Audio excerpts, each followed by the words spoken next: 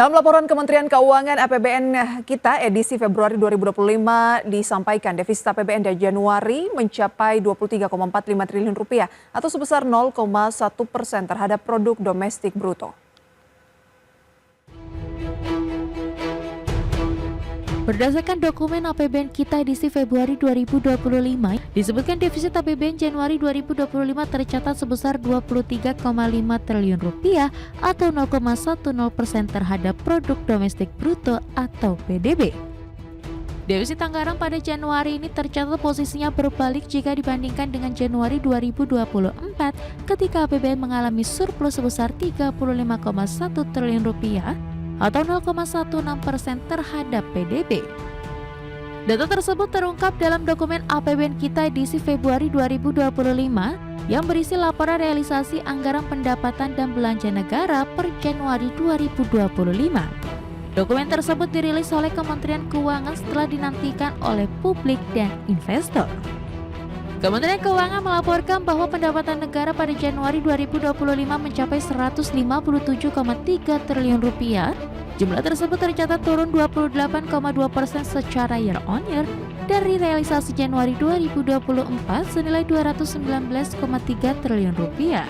Dalam laporan APBN kita edisi Februari 2025 juga disebutkan realisasi belanja negara pada Januari 2025 tercatat senilai 180,8 triliun rupiah, turun tipis 1,8% secara tahunan dari realisasi belanja negara Januari 2024 senilai 184,2 triliun rupiah.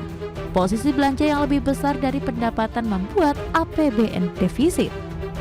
Sementara dari sisi pembiayaan anggaran pada Januari 2025 tercatat senilai 154 triliun rupiah. Jumlahnya naik sebesar 43,5% dari realisasi pembiayaan anggaran Januari 2024 senilai 107,3 triliun rupiah. Keseimbangan primer APBN Januari 2025 tercatat senilai 10,61 triliun rupiah. Jumlah ini tercatat turun 83,7% secara year on year dari posisi keseimbangan primer Januari 2024 yang senilai 65,25 triliun rupiah. Berdasarkan catatan Kementerian Keuangan, defisit APBN Januari 2025 sebesar 23,5 triliun ini pertama kalinya APBN mengalami defisit lagi pada Januari. Pasalnya pada 2022 hingga 2024 APBN masih mengalami surplus pada bulan pertama.